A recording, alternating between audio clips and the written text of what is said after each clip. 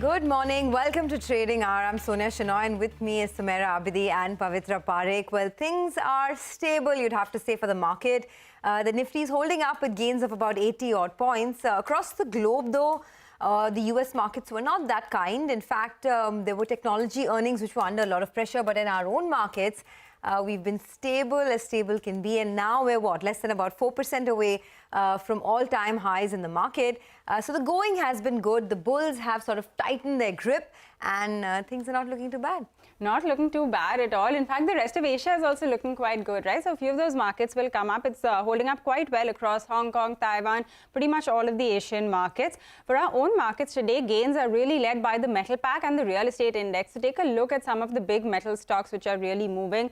A lot of the top gainers, JSW Steel, Tata Steel, Hindalco, all of these doing quite well. So keep your eye out on that entire pack of stocks. You also have some of the pharma stocks which are seeing good gains today. So that is a space that I'm watching. A lot of the mid-cap banks will come up for you. They have been doing very well, but today, once again, on the back of some of their earnings, if you see South Indian Bank, that's up almost 5%, Karur, CSB, just a few of the names that I'm mentioning, these are all doing quite well. On the downside, it is some of the tech names which have found themselves over there. We got very weak earnings from some of the US-based companies. A few more are lined up. So this entire space will be important to watch in the days to come. In terms of Qs, you have the Q3 GDP data from the US that we're watching out for. The initial jobless claims will be out later in the day. We're really watching what goes down with the crude prices because there has been an up move there, and some of the big tech earnings are also due to come out today. But Sumaira, we also have the F&O expiry today, so it could be a volatile session. Okay, so let's brace ourselves for what we see, but let's get started. First up, these are all the things that we have lined up for you. Nifty and Sensex give up some gains after a steady start, but trade firmly in the green. Metals and realty lead the list of gainers. Banks are outperforming. It's the IT and auto stocks which are a drag today. We'll talk about the way forward for the market with Rajesh Baheti of Cross Seas Capital Services. From the earnings corner, we will be joined by the managements of Aarti Drugs and IRB Infra to discuss their quarterly numbers, the order pipeline, and lots more. Gland Pharma tanks after its disappointing second quarter performance. Complete fine print coming up on the show. And staying with the pharma space, Glenmark and Lupin are also in focus following the latest observations from the US FDA. So more details on that in just a bit. Bayer Crop Sciences and Sumitomo in focus after the centre restricts the use of a widely used herbicide. More details coming up on the show. An exclusive commentary coming in from major lenders SBI and Axis Bank. Key excerpts from our conversations on the way forward for these companies coming up on the show. So all of this and lots more lined up for you over the next 60 minutes.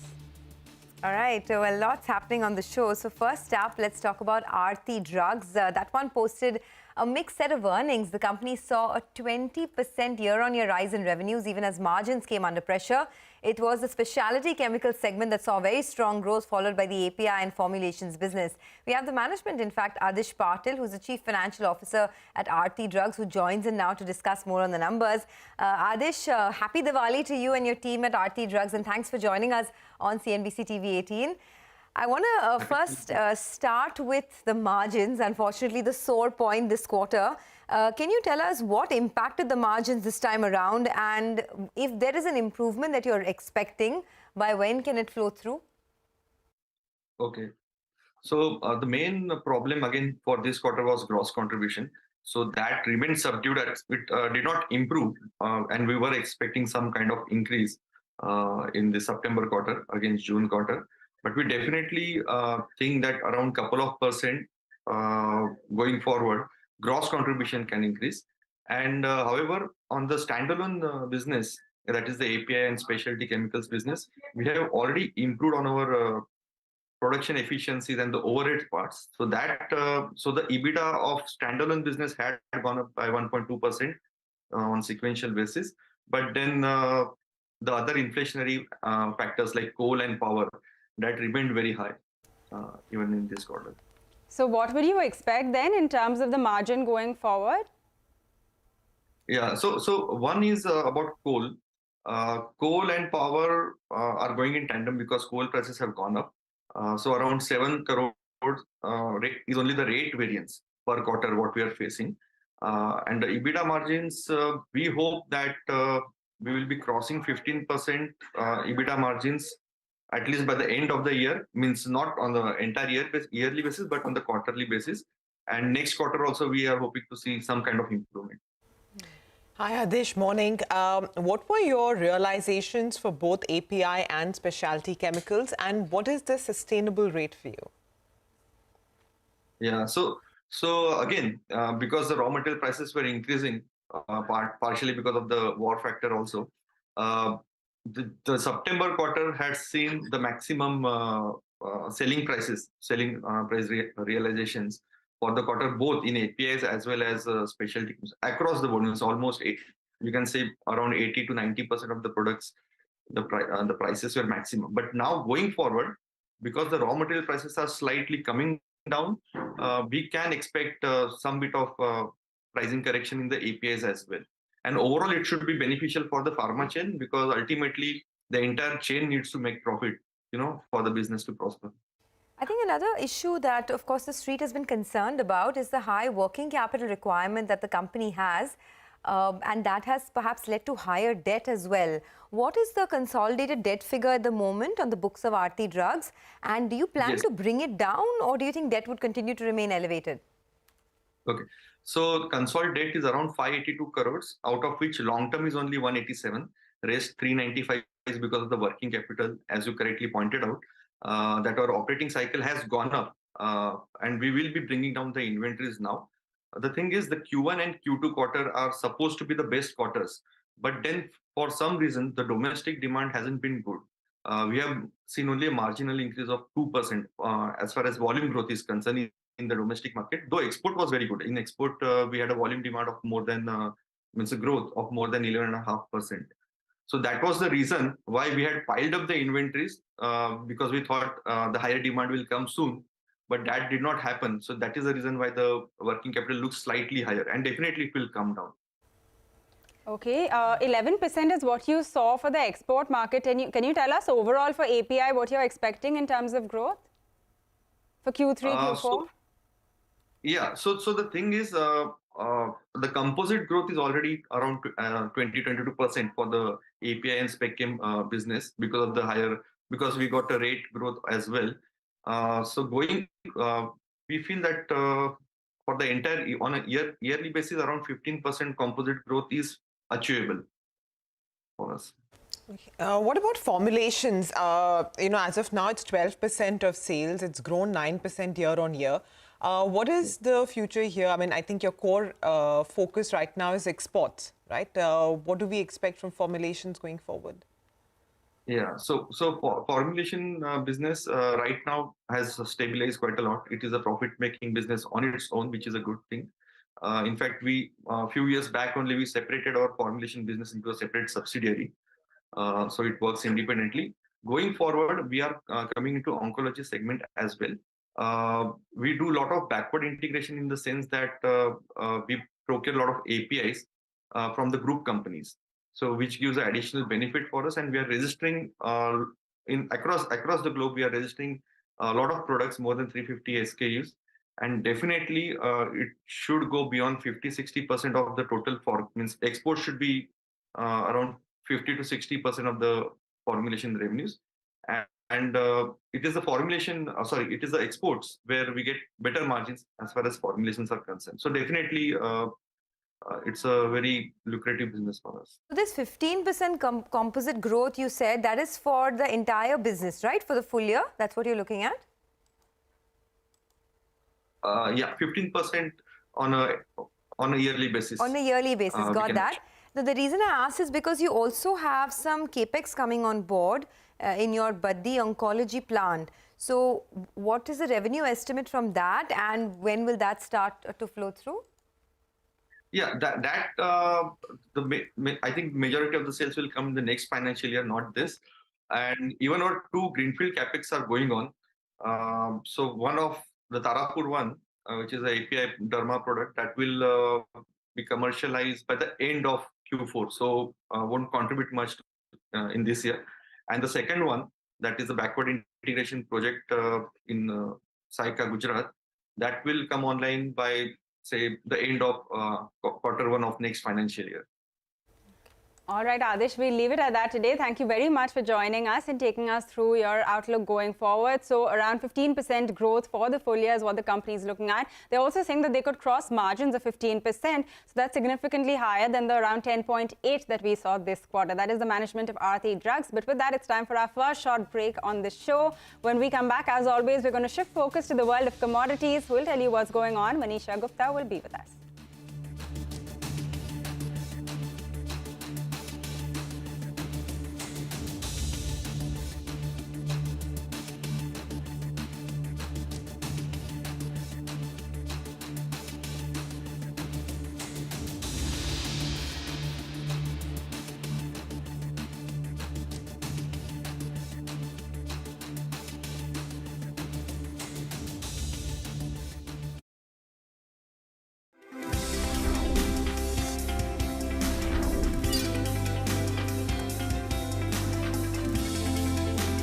आग को फैलने से रोकना मुश्किल है पर नामुमकिन नहीं। अब फायरवॉल टेक्नोलॉजी के साथ सेंचुरी प्लाई क्लब प्राइम आग से बचाए। OLX ऑटोज ही देता है आपकी कार का बेस्ट प्राइस। क्या बात कर रहे हो? यही कि OLX ऑटोज ही देता है आपकी कार का बेस्ट प्राइस। ये प्राइस नहीं, सरप्राइज है। Visit olxautos.in. My dad has won a medal for bravery. He's a major in the army. He protects everyone. Karan, what does your dad do? Rohan, your daddy. Karan, tell us now. He's an LIC agent. That's great. Imagine what if something untoward happens? So? Well, Karan's dad provides proper guidance to protect our family's future. We are proud of our million-plus agents who continue to protect countless lives. We welcome you to LIC. Visit your nearest LIC branch. Thank you, Amit ji. जुग जुग जियो, जुग जुग जियो, खुश रहो, खुश रहो। Thank you so much. Okay okay okay. शादी भले ही वर्चुअल हो, थैंक गॉड, मिठाई रियल है। बीका जी रसगुल्ला, अब बजेगा ढोल। अमित जी, हाँ जी, P. शनाई, Bika ji gulab jamun.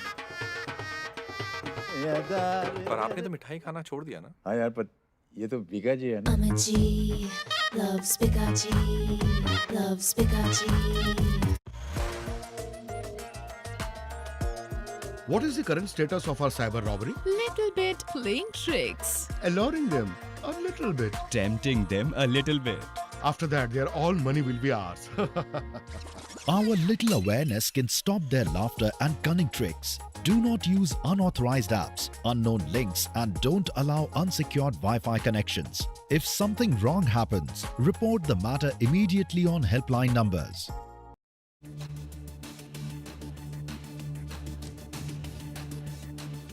Hi, welcome back. You're watching Trading Hour. Let's shift the focus now to the commodity space. As always, Manisha is with us. Hi, Manisha. Morning. Tell us, what are you tracking today? Well, I'm looking at the US dollar index and all the cues really seem to be coming in from that one right now. We are trading at around 1 month lows onto that. We've seen a break of 110 on the lower side, and that's exactly where you are seeing that risk on appetite come into the markets. We are looking at dollar denominated commodities and all of them actually trading in the positive. We are looking at dollar index also nearly 5% off from the 20-year high that it hit in the month of September. That clearly has supported a lot of Asian currencies as well, including Indian rupee. Most Asian currencies are trading in the positive. The Chinese yuan, which hit a record lows in the previous week, also seems to be recovering now, and that clearly has been supportive for commodities there. You also are looking at fall in treasury yields that's supporting the prices. So look at, and then the markets will also watch out for the ECB monetary policy today. The US Fed may soften its hawkish stance going forward, and by the month of December, that has been supportive. And the demand may improve amid possibility of a Fed slowing the tightening is what the themeized market are working with. Take a look at the crude oil prices, and we have seen that one surge almost to $96 per barrel. There is record US crude exports at 5.1 million barrels per day, and that has been supportive. OPEC and allies will effectively start cutting 2 million barrels per day from 1st of November, and then markets will keep an eye on European Union, which may ban Russian oil imports. They also may restrict the 6 observations then. After that, in September 2022, the US FDA did say that the official action indicated status will continue on this particular plant. So the street was anticipating that, yes, it could be set for some amount of bad news, and that's exactly what's happened. The Buddy facility is only around 1 to 2% of their FY22 US sales, but it puts into light the risk of other regulatory actions on Glenmark, because Glenmark in the past has had quite a clean record when it comes to regulatory risks, and this probably makes investors fear that there could be other issues which might emerge in the future as well. For example, their Goa facility, Monroe facility too, have some regulatory risk outstanding currently. Lupin, separately, CNBC-TV18 accessed the Form 483, which was issued to their biotech facility in Pune. They received a whopping 18 observations for that particular facility, which was inspected just in the month of October. And the observations, for example, are around aseptic processing, monitoring, lack of adequate product evaluation, remedial action on actionable microbial contamination. So the street is fearing that it could be probably a longer road ahead and doesn't bode too well on a larger scheme to receive 18 observations for a biotech facility. Okay, thanks a lot, Ekta, for that. Let's take a quick break on that note. Up next, we'll discuss market fundamentals. We have Rajesh Baheti, who is the Managing Director of Cross Seas Capital Services and the Director of ANMI. He'll be joining in just a bit. Stay tuned.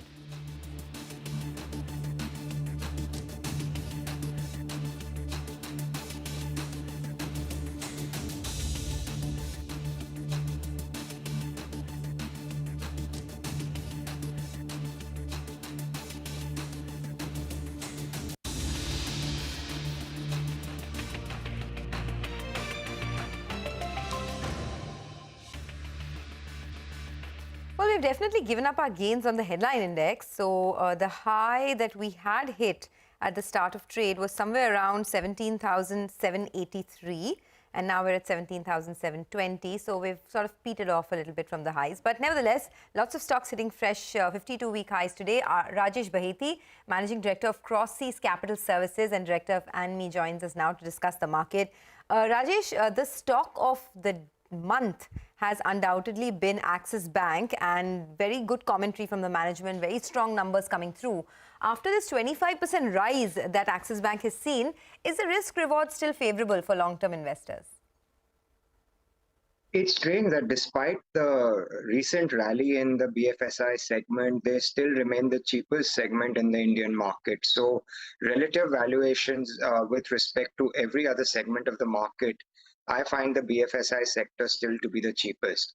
Having said that, obviously, after this recent run in both PSU stocks and some of these banks, you will take a breather. But in the long run, I think especially Axis has a lot of embedded value. A lot of other banks have cashed out on their credit cards businesses or other businesses that they have listed, but Axis has not listed any of its subsidiaries. So if you take the sum of the parts, I think Axis is still very, very interesting. It's doing really well on the core banking front. And if and when they start diluting stake in their subsidiaries and listing them, I think this is a good story going forward. Hi Rajesh, morning. So, since you like this entire banking and financial services space, take us through how else would you play at a lot of these smaller banks, the likes of Canara, Karur Bank, South Indian Bank. So many of them have been doing really well. Do you look at any of the smaller banks as well? Well, the best way to play this, I think I had said earlier, was to buy the bank piece or buy the PSU bank ETF or an index fund or any of the PSU bank sectoral funds. It's difficult for, I think, investors to, play bank to bank. But my top pick and my top holding is in RBL Bank, which I think is trading at 0.5 times book. So probably one of the ways to do it is look at the banking sector where the performance is good and it's still trading below book values. Give a little higher discounting for PSU banks, give a little lower discounting for private banks. But the closer you are to the book value, I think you've got the margin of safety going forward. Hi Rajesh, morning. Your note says that you expect the rupee to appreciate to 80. Can you take us through what this is predicated on? Well, if you look at some of the headline data on inflation, which is yet to reflect in the actual inflation numbers, whether China freight rates that have collapsed, other metal prices, metals are doing well today though, other metal prices that have corrected, and globally, I think the strength of the US dollar, you will see that there will be a decline in the US inflation, at least the headline inflation. And the US, whether we like it or not, is still the leader in the world in terms of the signals it sends to the rest of the world. Once we see a declining. Oops, okay. There's some issue with the audio. Rajesh, we'll just come back to you in a bit. I think there's some issue with your audio, but we got that. The top sector that they prefer is the BFSI space. So within that, a lot of the banks is what he likes. By the way, this month has been spectacular for banks. The South Indian Bank is up 50% this month already. J&K Bank is up almost 40%. Canara Bank is at a fresh 52-week high. It's up almost about 27%. And something like a Karur Vysya Bank as well. Okay, Rajesh, you're back with us. I think there was some issue with that audio. Just before we wrap up, another space which has made a comeback now is IT. So this month itself, names like HCL Tech, Infosys are up about 10-12%. Is this a good time to be investing in IT stocks? No, I don't think so personally, because there's a lot of churn in the US markets. In the NASDAQ, that index is nowhere close to bottoming out. I think just look at what happened to Facebook. Meta last night, post their results, it's down 24%. And once that pressure on the rupee kind of eases and we head back towards weakening of the dollar, I think the IT stocks will start coming off. But one way to play this sector is to buy some of the stocks that are 30, 40, 50% of their 52-week highs in the F&O segment and do some kind of covered call selling on it. Okay, that is the call on IT. You're not sounding so positive on that space. Rajesh, overall for the market, what are you penciling in? Of course, for the US, like you pointed out, estimates are that we could see another 20% kind of fall. That is what we've, based on all kinds of market opinion. But what are you penciling in for the Indian markets? We have been significantly outperforming the rest of the world.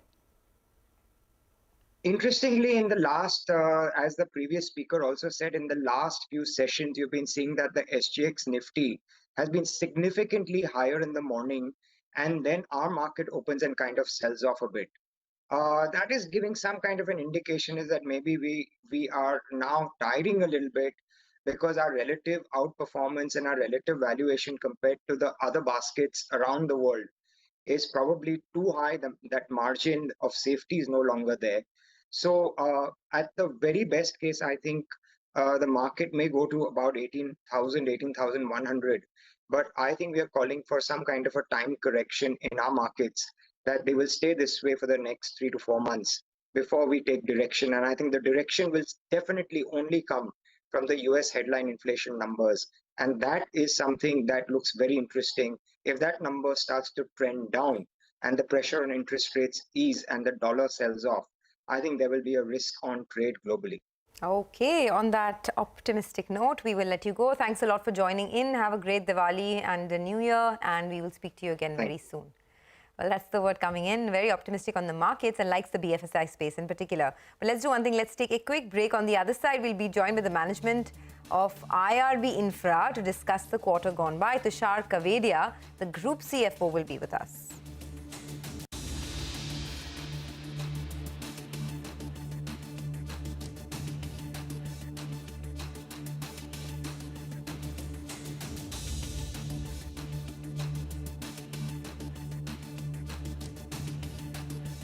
Hey guys, welcome back. You're still tuned into Trading Hour. We're in the middle of the earnings season, so there's lots to talk about. And let's talk about IRB Infra now, which is on our radar following its Q2 results. The company delivered a largely steady quarter with profit after tax doubling on a year-over-year basis. In fact, a lot of the brokerages such as CLSA have also raised their target price for IRB Infra. They have a buy call on the stock, and they say that a pickup in both toll traffic as well as order backlog in the second half of FY23 could really aid their performance. So to discuss all of this along with the order pipeline, we are joined by IRB Infra's Group CFO, Tushar Kavedia, on this show. Now, Mr. Kavedia, good morning and thanks a lot for joining us. This is Pavitra, and from the entire team, season's greetings to you.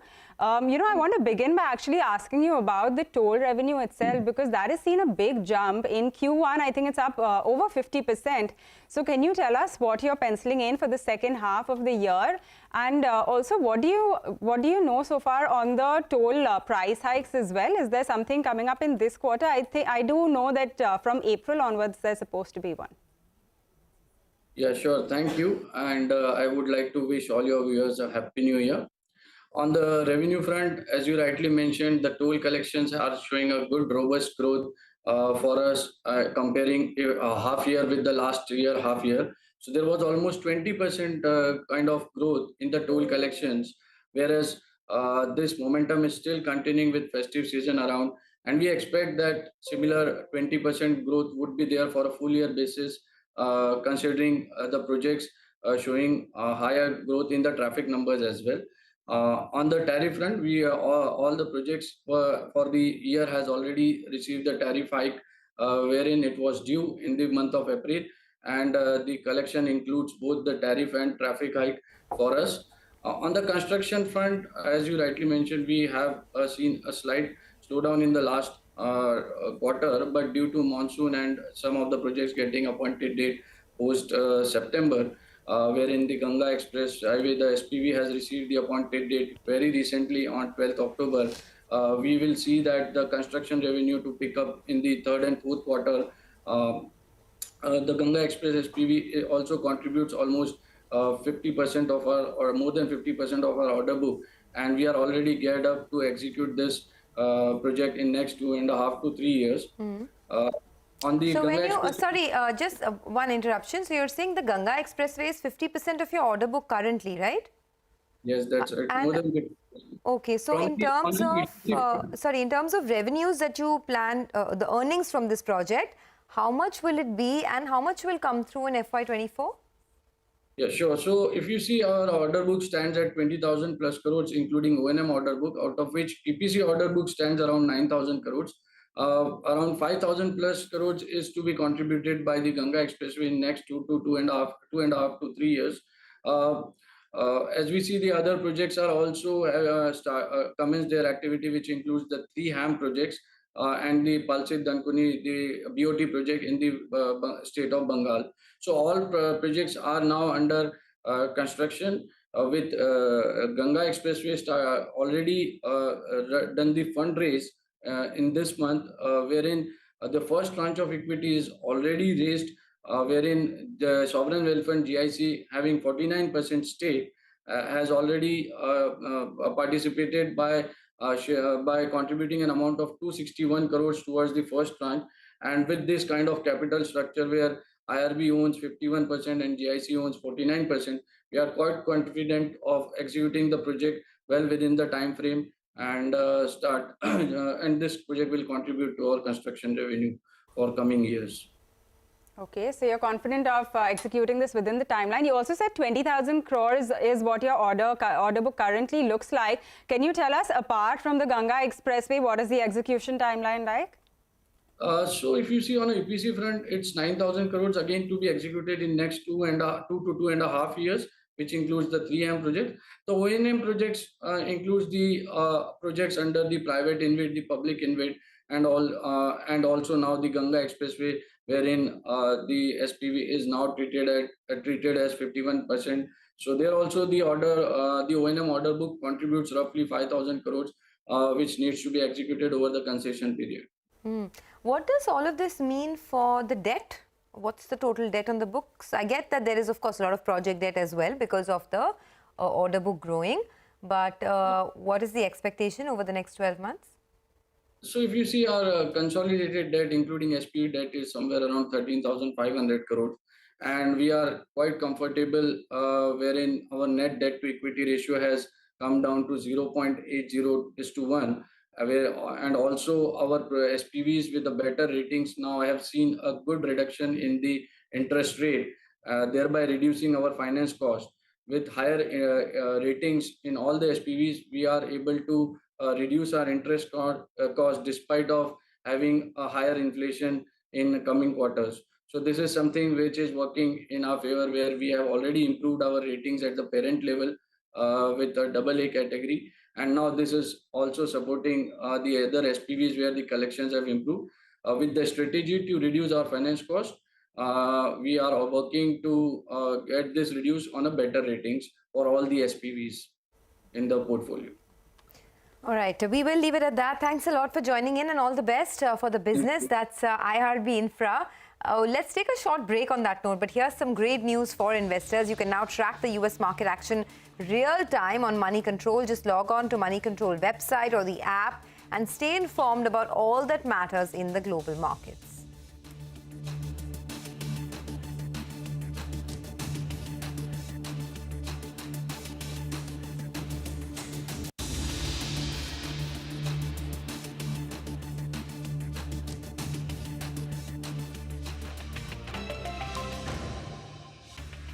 Hey, welcome back. You're watching Trading Hour. As promised, let's bring you some important commentary from the management of banking heavyweights SBI and Axis Bank. So let's start off with SBI Chairman Dinesh Kumar Khara.